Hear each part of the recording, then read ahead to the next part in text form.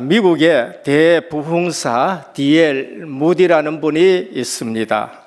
참 큰 일을 했지요. 그분이 한 말씀 중에 모든 사람은 죽은 후에 천국을 누리고 싶어 하지만은 살아있는 동안 천국에 대한 생각을 품고 싶어 하지 않는다라고 말을 했었습니다. 천국은 사모하는데, 죽어 천국 가고 싶은데 살아있는 동안에는 천국을 품고 싶어 하지 않는다. 우리 신앙생활의 이율배반이지요. 반대로 모멘토 모리라는 말이 있습니다. 혹 들어보신 분들도 있겠지만은 너도 언젠가는 죽는다라는 말입니다. 그리고 죽음을 기억하라라는 말씀입니다. 고대 로마에서 전쟁이 일어나면은 이기고 개선 장군이 돌아옵니다. 그러면은 이겼다는 그 승리 때문에 퍼레이드가 벌어지고 개선 장군은 로마 시내에 마차를 타고 들어오고 환영을 합니다. 그런데 그 옆에 종이 이렇게 타고 있는데 종이 그 환영 인파에 박수를 치고 환호하는데 그 장군 귀에 대고 모멘토 모리, 너도 언젠간 죽는다, 죽음을 기억하라 하면서 겸손한 것을 얘기를 합니다. 아마 벤너 장면에서 그 장면이 나오는 것 같아요. 중세 수도사들이 묵상할 때에는 두개골을 곁에 두고 기도를 하는데 중요한 것은 죽음을 기억하며 영원한 생명을 준비하는 그러한 신앙생활을 하기 위해서 그렇게 중세 수도사들이 기도했다고 합니다. 교회가 너무 타락한 시대에 수도원으로 들어가서 그렇게 수도 생활을 했다 해요. 모세는 시편 90편에 우리에게 날 계수하는 지혜를 주시옵소서라고 했습니다. 결국 죽음은 우리 모두가 피할 수 없는 현실이에요. 순리적으로 오는 것 같으나 때로는 가혹하게도 우리에게 다가옵니다. 거기 성경에 가혹하게 나타나는 죽음에 우리 주님이 다가가시고 그러면서 그걸 해결해 주셨는데, 누가복음 8장 11절에 12절에 보면 회당장인 야이로라 하는 사람이 와서 예수의 발 앞에 엎드려 자기 집에 오시기를 간구하니 이는 자기의 12살 된 외동딸이 죽어감이라. 가혹하지요. 외동딸에게도 어김없이 찾아옵니다. 누가복음 7장 11절 12절에는 나인성 과부의 아들, 그것도 과부의 외아들인데 거기에 죽음이 찾아왔어요. 장례 행렬에 갈 때에 주님이 그 앞에 서서 그 장례 행렬을 멈추고 그 죽음을 생명의 부활로 소생함으로 바꾸어 줬었습니다. 요한복음 오늘 본문에는 주님이 사랑하는 집에도 죽음이 찾아왔어요. 나사로의 집입니다. 베다니 동네지요. 베다니라는 이름 자체가 가난한 동네, 질병의 동네라는 뜻입니다. 문둥병 시몬도 아마 여기에 이 동네에 살았는 것 같아요. 그러니까 가난의 대명사가 베다니인데 주님이 사랑하는 부모님도 없고 오라버니 혼자 여동생과 같이 그러한 집에도 가혹하게 또 죽음이 찾아왔었습니다. 누구도 해결할 수 없는 죽음, 사망 권세예요. 저도 32살인가요? 무난하게 처갓집에서 하루 잤는데 그날 제게 죽음이 왔어요. 깨우는데 내가 죽은 줄도 모를 정도예요. 나중에 들리는데 아, 내가 죽어가는구나. 그 죽음 앞에 그냥 깜깜함이고 죄 문제가 해결 안 됐는 내 사실을 발견할 때에 두려움은 말할 수 없는 두려움이 저를 사로잡고 있다는 걸 발견했어요. 교회 안 다닌 것도 아니고 신앙생활 안 한 것도 아닌데 죄 문제가 해결되지 않는 내 자신을 봤었을 때에 죽음은 그냥 깜깜함이고 하나님의 은혜로 다시 살아서 이 자리에 서게 됐습니다만 그 이후부터는 제 인생에 구원받은 이후부터는 구원의 확신이 오고 하나님의 일을 하는 상태에서는 죄와는 담을 쌓아야 되는 것이고 용서받아야 되는 것이고 늘 주님의 갈보리 십자가 대속의 은혜에 무릎 꿇고 감격하고 감사하면서 살아야 되겠다는 것을 말씀합니다. 성경에도 죽음은 맨 나중에 멸망받을 원수는 사망이라 고린도전서 15장 26절입니다. 오늘 이 죽음을 예수님이 오심으로 해결함을 보여주시는데 주님이 우리에게 소망이 되시고 주님이 우리에게 생명이 되시고 주님이 우리에게 능력이 되시는 것을 볼 수 있습니다. 오늘 본문은 죽음을 다스리는 부활과 생명의 주님이심을 선언해요.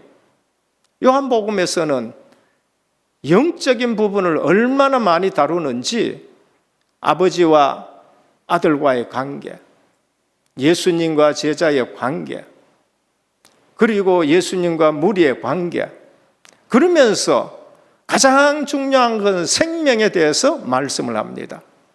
은혜교회 오신 모든 성도님들, 교인들, 어린 생명까지 은혜교회 와서는 꼭 예수 생명으로 거듭나기를 주님의 이름으로 축원합니다. 교회 와서 그거 하나가 없다. 아무리 열심히 봉사하고 아무리 내가 예전에 교회 예배 드리고 그러면서 착하게 신앙생활 했더라도 죄 문제가 해결되지 아니하고 생명 문제가 해결되지 않았을 때에는 늘 죽음 앞에 두려움의 신앙생활 할 수밖에 없습니다. 중요한 것은 모두가 죽음을 맞이하는데 예수님을 만났느냐 못 만났느냐가 그게 가장 중요해요. 예수님을 만났다. 장래 행렬이라도 주님을 만났을 때에는 나인성 과부의 아들이 살아나는 것. 아무리 가난한 동네고 아무리 질병의 동네지만은 주님이 찾아오시니까 나흘이 지난데도 살아나는 역사가 있는 것을 볼 수 있습니다.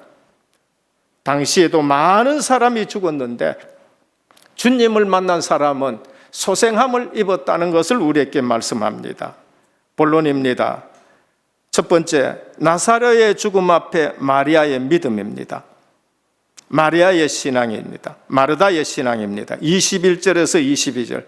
주님이 여기 계셨더라면 내 오라버니가 죽지 아니하였겠나이다. 듣기에 따라는 불평이고 원망일 수 있습니다. 주님 일찍 오셨더라면 오라버니가 죽지 아니하고 살아있을 것인데 우리 믿음의 한계이지요. 시간적인 한계. 우리 신앙생활을 하다 보면은 신앙이 믿음이 시간에 갇힐 때가 있어요. 오늘 마르다가 우리 주님 앞에서 시간적으로 공간적으로 갇힌 신앙입니다. 이미 죽은 뒤에 왔기 때문에 소망이 없구나라는 생각을 가집니다. 많은 사람들, 성도들이 우리 신앙생활 하는데 혹 여기에 갇힐 수가 있습니다. 그러나 이제라도 주께서 하나님께 구하는 것을 하나님이 주실 줄 아나이다. 막연한 현실 앞에 그래도 작은 믿음이라도 막연하게라도 붙들고 싶은 마음을 봅니다. 예수님이 요한복음 11장 23절 24 이렇게 말씀합니다. 내 오라비가 다시 살아나리라. 그러니까 뭐라냐? 마지막 날 부활 때는 다시 살아날 줄 내가 아나이다. 당시 유대인 중 바리새인들은 전통적으로 종말론 부활 신앙을 갖고 있어요. 오늘 우리도 비슷하겠지요. 마지막에 부활 때는 우리가 다시 살아날 겁니다. 오늘 9시 30분에도 말씀을 드렸습니다마는 우린 죽음 앞에 그 정도의 믿음, 그것도 대단한 믿음이겠지요. 오라비의 부활을 먼 미래의 일로 돌리는 것을 볼 수 있습니다. 그러나 오늘 우리 주님은 이 땅에 오신 것은 그것뿐만이 아니라 우리에게 뭐를 요구하느냐? 부활을 지금 현재의 것으로 끌어오십니다. 예수님의 가르침은 오늘 먼 미래의 것만이 아니고 지금 살아가는 우리에게 부활을 현재의 것으로 보여주고 계십니다. 예수님이 자기 선언으로 현실화시키는 거예요. 요한복음 11장 25절 너무나 잘 압니다. 나는 부활이요 생명이니 나를 믿는 자는 죽어도 살겠고 무릇 살아서 나를 믿는 자는 현실화입니다. 지금 현재 부활을 얘기하는 거예요. 영원히 죽지 아니하리라. 부활은 먼 미래의 것이 아니라 지금 그리스도 안에서 이미 시작되었다는 것을 우리에게 말씀을 합니다. 우리의 신앙이 먼 미래 천국 가는 것이 아니라 지금 천국이 시작된 줄 믿으셔야 되는 겁니다. 우리 주님은 믿음을 현재화, 현실화를 지금 시키는 것입니다. 그것이 요한복음 11장 25절이에요. 나는 부활이요 생명이니 나를 믿는 자는 죽어도 살겠고 무릇 살아서 나를 믿는 자는 현재화. 그리고 주님이 질문하십니다. 내가 믿느냐? 마리아의 신앙을 한번 차원 끌어올리는 것을 우리에게 봅니다. 마리아가 뭐라? 주는 그리스도시요 세상에 오시는 하나님의 아들이신 줄 내가 믿나이다. 그리스도 신앙이 고백이 되어지는 겁니다. 베드로의 신앙 고백과 이 신앙 고백은 너무나도 닮은 신앙입니다. 예수님은 나흘이 지난 나사로를 소생시키십니다. 우리 주님은 사흘 만에 다시 부활하셨고 나사로는 나흘 만에 주님이 소생시키십니다. 죽음을 해결하는 생명의 주님이신 것을 증거하고 네가 고백한 대로 내가 그리스도시고 하나님의 아들이라는 것을 고백한 대로 나타내십니다. 그러면 오늘 지금 우리도 죽음과 부활에 대한 믿음의 현재화를 해야 돼요. 마리아에게 지금 살아서 믿는 자는 영원히 죽지 아니라 부활에 대한 예수 생명에 대한 현재화를 하듯이 오늘 우리에게도 부활이 현재화되어야 돼요. 요한복음 11장 11절에 사람들의 눈에는 죽은 것이나 주님의 눈에는 죽은 것이 아니고 잠들었다라고 말합니다. 오늘 우리는 죽은 사람에 대해서 그리스도 안에서 죽은 분들에 대해서는 죽었다가 아니고 잠잔다고 말합니다. 우리 주님의 눈에는 죽은 것이 아니에요. 요한복음 11장 11절에도 우리 친구 나사로가 잠들었다. 그러나 내가 깨우러 가노라. 사도행전 7장 60절에 보면 수데반 순교에 이 말을 하고 자니라. 성경 기록 누가는 스데반이 죽은 것을 가지고 죽었다고 얘기 안 하고 자니라. 이것이 지금 부활에 대한 현재화를 우리에게 말씀합니다. 고린도전서 15장 6절 우리 같이 한번 봉독하도록 하겠습니다. 시작.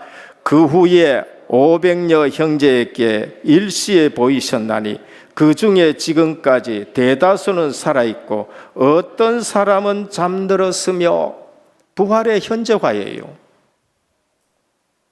어떤 일은 잠들었으며 예수 그리스도는 죽은 것을 죽었다고 말씀하지 아니하고 잠들었다 그래요. 성경을 기록하는 성령에 감동된 사람은 500여 형제가 부활하신 주님을 봤는데 뭐라고 얘기했냐? 어떤 이들은 잠들었으며 죽었다고 얘기하는 거예요. 데살로니가 4장 13절 우리 같이 한번 봉독하도록 하겠습니다. 시작. 형제들아 자는 자들에 관하여는 너희가 알지 못함을 우리가 원하지 아니하며 이와 같이 슬퍼하지 않게 하려 함이라. 부활 신앙의 현재화입니다. 부활의 현재예요.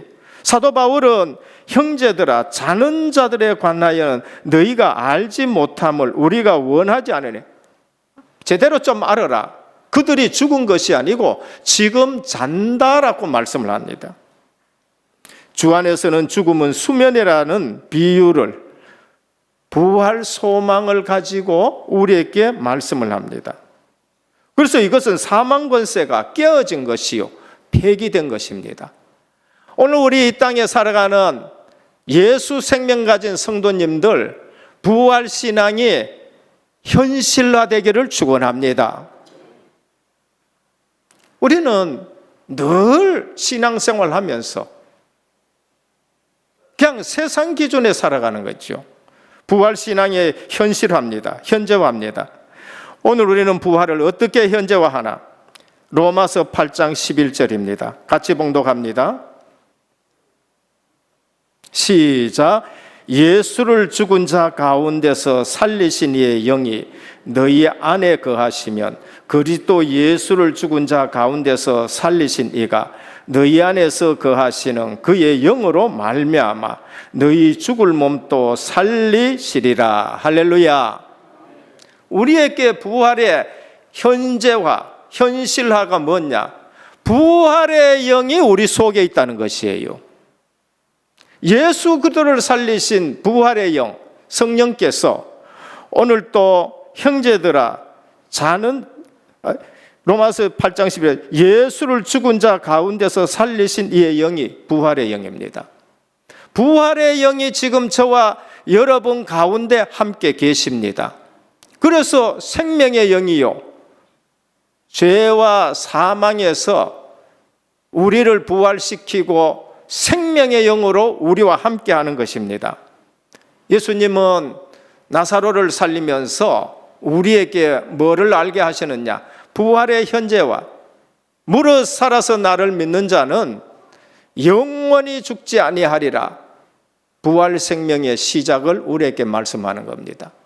오늘 또 우리는 대화하면서 포럼하면서 우리의 신앙이 한 단계 높아지고 그 다음에 업그레이드 되고 살아있는 그러한 신앙생활로 모든 말씀이 우리에게 현실화되어지고 현재화되어지기를 축원합니다. 둘째, 예수님은 죽음을 이기시는 부활이시다. 요한복음 11장 25절이에요. 예수님에게는 죽음이 끝이 아니라 새로운 생명으로 인도되시는 분인 것입니다. 나사로를 살리신 뿐만 아니라 부활 자체가 되신 것입니다. 죽음은 인간이 가장 두려워하는 적이지만 그리스도 안에서 이미 죽음은 패배가 되었어요. 사도 바울은 그래서 고린도전서 15장에 보면 부활장에 이렇게 말씀합니다. 사망아 너의 승리가 어디 있느냐? 사망아 너의 쏘는 것이 어디 있느냐? 사망에 쏘는 것은 죄요 죄의 권능은 율법인데 우리 주 예수 그리스도 안에서 이김을 주시는 하나님께 감사하노라 그랬었어요. 사도 바울은 부활하신 주님을 만났어요. 그러니까 예수 생명 부활 생명이 있기 때문에 죽음 자체가 두려워하지 않아요. 물론 육신적인 고통은 어려울 수도 있고 마찬가지 우리처럼 아프고 다음에 감옥에 들어가면은 고난이겠지만은 죽음에 대해서 전혀 두려워하지 아니하고 나는 천국 가는 것이 더 낫다. 그러나 이 복음 때문에 너희에게 있겠다라는 것을 고백했습니다. 우리 고린도전서 15장 55절에서 58절 같이 한번 봉독하겠습니다. 시작. 사망아 나의 승리가 어디 있느냐? 사망아 내가 쏘는 것이 어디 있느냐? 사망이 쏘는 것은 죄요 죄의 권능은 율법이라. 우리 주 예수 그리스도로 말미암아 우리에게 승리를 주시는 하나님께 감사하노니 그러므로 내 사랑하는 형제들아 견실하며 흔들리지 말고 항상 주의 일에 더욱 힘쓰는 자들이 되라. 이는 너희 수고가 주 안에서 헛되지 않는 줄 알미라. 할렐루야. 우리는 승리한 사람이고 승리의 생명이 우리 속에 있기 때문에 우리 삶 속에서 그것이 현재화되어야 되고 현실화되어야 되고, 그래서 하나님 나라가 배경으로서 이 땅에 살아가면서 늘 담대하고 당당하셔야 되는 겁니다. 예수님은 영원한 생명이십니다. 믿는 자는 죽어도 산다. 영생의 확정이에요. 살아서 믿는 자는 영원히 죽지 않는다. 현세적 영생의 시작인 겁니다. 우리는 영생으로 시작됐고 새 생명으로 시작이 된 것입니다. 성경의 다른 증거, 요한복음 5장 24절입니다. 이미 벌써 11장 이전에 내가 진실로 진실로 너희에게는 내 말을 듣고 나 보내신 이를 믿는 자는 영생을 얻었고 심판에 이르지 않으니 사망에서 생명으로 옮겼느니라. 이 가장 귀한 예수 생명 가지고 있고 가장 천국의 배경을 가지고 있고, 이것이 우리의 진정한 신앙생활의 시작인 것입니다. 요한복음 10장 28절, 그들에게 영생을 주노니 영원히 멸망하지 아니할 것이라. 망할 수 없는 사람이 예수 믿는 사람인 겁니다.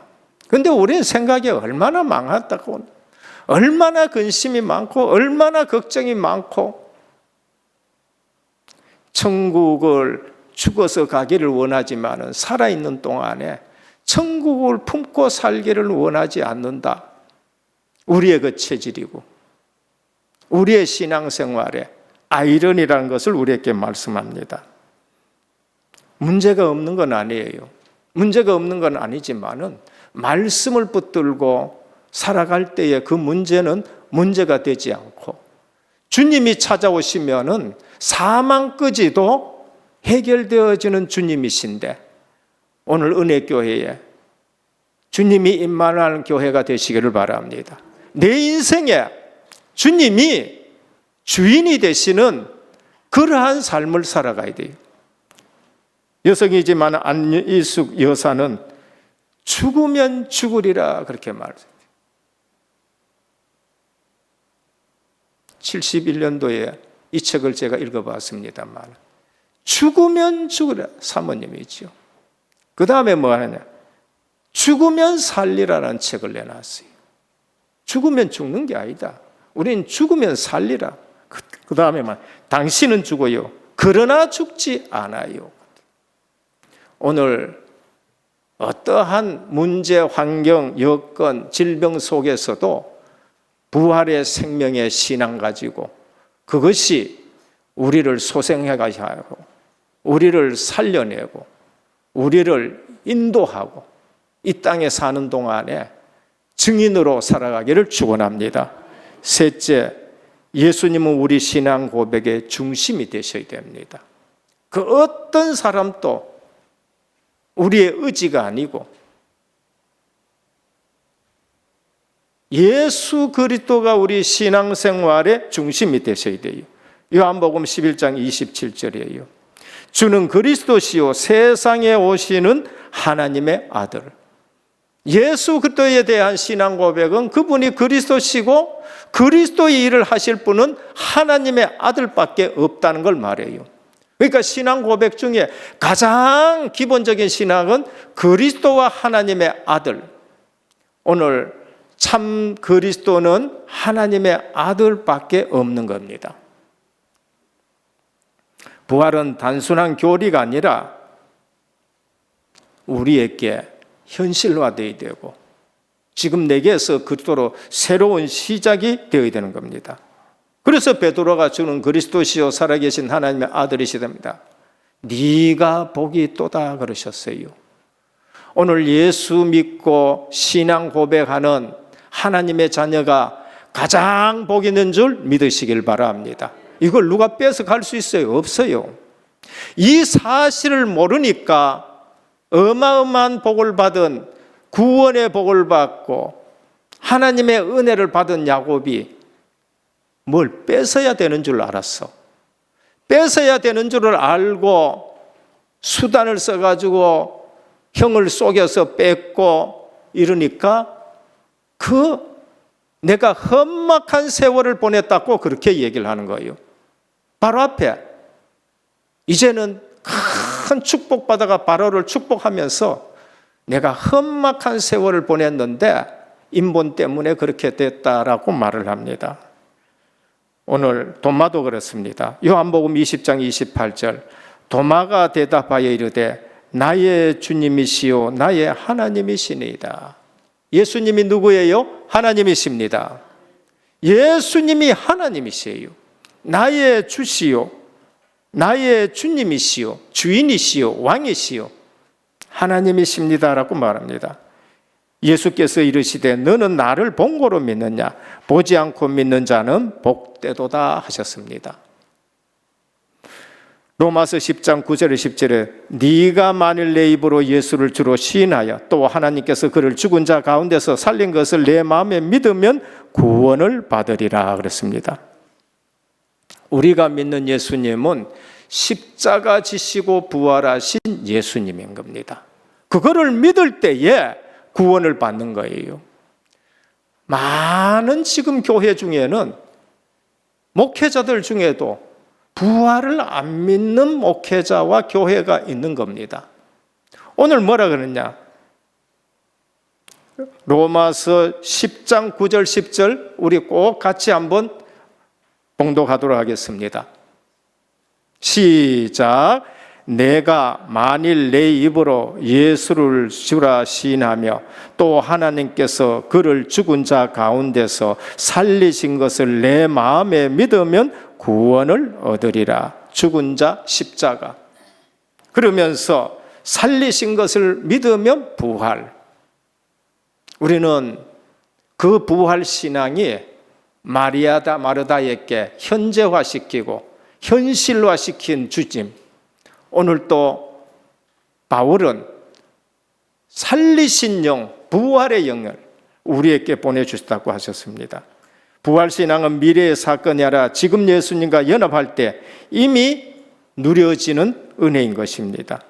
그래서 요한복음 20장 31절에 오직 이것을 기록함은 예수께서 하나님의 아들 그리스도이심을 믿게 하려 하며 또 너희로 믿고 그 일을 힘입어 영생을 얻게 함이라. 생명을 얻게 하려 함이라. 우리 신앙생활에 예수 생명이 역사하는 신앙생활 되기를 우리 주 예수 그리스도 이름으로 축복합니다. 결론입니다. 예수님은 우리에게 더 좋은 시간표를 갖고 있어요. 마르다와 마리아가 왜 일찍 오셨으면 했는데 주님은 의도적으로 늦게 오신 거예요. 나흘 만에. 나흘 되면 어떻게 될까요? 시체가 부패한 겁니다. 그때 오셨습니다. 방문이 늦어짐이 아닌 것입니다. 병들었다 함을 들으시고 그 계시던 곳에 이틀을 더 여하시고 우리 주님은 더 좋은 시간표를 갖고 계신다. 둘째, 예수님의 늦어짐은 다른 목적을 갖고 계신다. 일부러 늦게 오신 이유는 무심해서가 아니라 하나님의 영광과 제자들의 믿음을 주시기 위해서요. 예수님이 늦어진 것은 더 큰 문제인데 하나님께 더 큰 영광이 되기 위한 것이고 더 큰 문제인데 더 큰 문제 해결하신 주님으로 제자들에게 믿음을 주시기 위해서 예수님의 지체하심은 바른 믿음과 더 큰 믿음을 주기 위함이었다. 당시에 부활신앙을 갖고 있었지만은 바리새인들은 영이 떠나면 바로 안 가고 3일 동안 그 주변에 머물고 있다고 생각을 해요.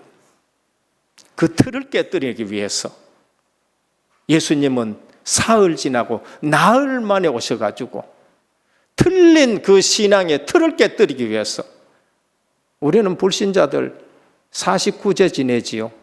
한 49일 동안은 영혼들이 떠나지 않고 있어가지고 49제 지내가지고 좋은 데 가라고 해요. 유대인들도 3일 동안은 영혼이 떠나지 않고 있다고 생각했어요. 그거 틀을 깨기 위해가 우리 주님이 나흘 쪼시고 시체 부패했는 거. 그런데 나사로야 나오라 하고 나올 때에 풀어 다니게 하라라고 말씀하셨습니다. 오늘 나는 부활이요 생명이니 나를 믿는 자는 죽어도 살겠고 무릇 살아서 나를 믿는 자는 영원히 죽지 않는 부활신앙으로 풀어다니는 저와 여러분 되시기를 바랍니다. 이 말씀 붙들고 풀어가지고 다니고 살아 역사하는 신앙이 되셔야 돼요. 그래서 근본 문제가 해결됐는데 왜 남은 문제 가지고 우리가 걱정하고 염려하고 근심에 쌓여서 뼈가 상하고 살이 상해야 되느냐 말이에요. 6월절 어린 양 피 바르고 나왔었는데 그러면은 광야길 가는 건 그건 남은 문제예요. 우리 다 같이 영상에 있는 말씀으로 함께 기도하면서 마치도록 하겠습니다. 시작. 주님, 사망 권세 이기는 부활 생명의 주님을 믿는 믿음에 흔들리지 않게 하옵소서. 주님, 지금 제 안에 부활의 영으로 영원토록 함께 하시는 믿음을 더하여 주옵소서. 주님, 내 신앙 고백 중심이 늘 주님이 되시기를 원합니다. 예수 그리스도 이름으로 기도드립니다. 아멘.